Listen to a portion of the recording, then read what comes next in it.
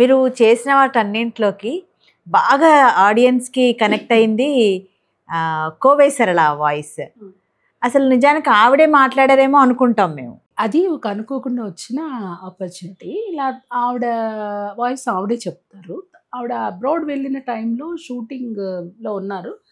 ఆ టైంలో ఆవిడ డబ్బింగ్కి రాని టైంలో ట్రిమ్మింగ్కి వెళ్ళాలి మూవీ.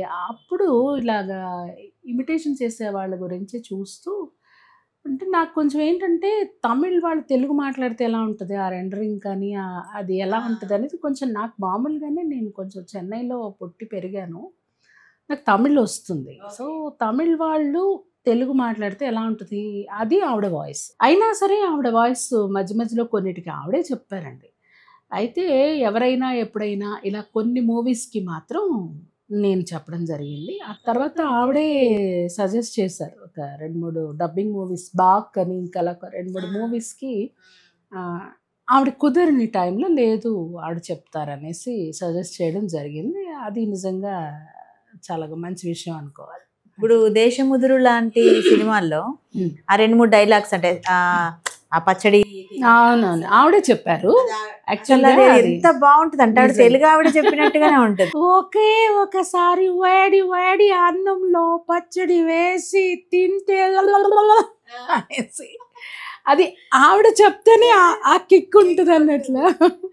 అది ఒకటి అనమాట. ఆవిడ చాలా ఉన్నాయి. ఆవిడ నాకు ఏంటంటే స్టైల్ మూవీ ధర్మవరపు సుబ్రహ్మణ్యం గారికి ఆ మూవీలో సౌండ్ పొల్యూషన్ ఆయన మెడిటేషన్ చేసుకుంటూ కూర్చుంటారు. ఈవిడ ధడేలని ఎంట్రీస్ యామండి కాఫీ అని, కాఫీ సరే నేను నువ్వేంటి అలా తేడాగా వంకరగా నించున్నా, రెస్పెక్ట్ ఏమండి మందులోకి 2 జోడాలు తెచ్చుకోండి మందు తాగుతాము, ఏంటి ఇంట్లో ఒక్క పండు కూడా పెట్టలేదు, ఏ పండు పెట్టి నేను జ్యూస్ చేసి తీసుకొని రాను తాగండి అంటుంది. అంటే నేను ఎండను పడొచ్చాను కదా నా మొహానికి మజ్జిగ మంచినీళ్ళు పడేయమంటే ఈవిడ ఇంట్లో ఒక్క పండు కూడా పెట్టలేదు, ఏ పండు పెట్టి నేను జ్యూస్ చేసి తీసుకొని రాను అని వెళ్తుంది. జ్యూస్ చేస్తుంది. అదేంటి జ్యూస్ అలా నల్లగా ఉందంటే ఒక్క పండు కూడా పెట్టలేదు, అందుకే చింతపండు పెట్టి జ్యూస్ చేసి తీసుకొని వచ్చాను తాగండి అంటుంది.